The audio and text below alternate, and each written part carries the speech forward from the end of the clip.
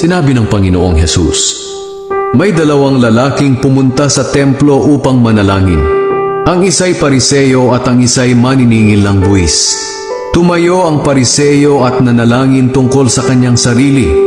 Sinabi niya, O Diyos, nagpapasalamat ako sa inyo dahil hindi ako katulad ng iba na magnanakaw, mandaraya at mga ngalunya o katulad ng maniningil ng buwis na iyon.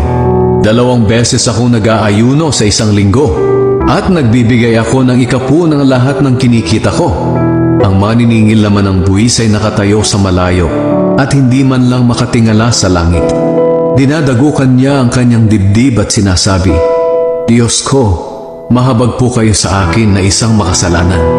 Sinasabi ko sa inyo na ang maniningil ng buwis na iyon ay umuwing itinuring ng matuwid ng Diyos, ngunit ang Pariseo ay hindi.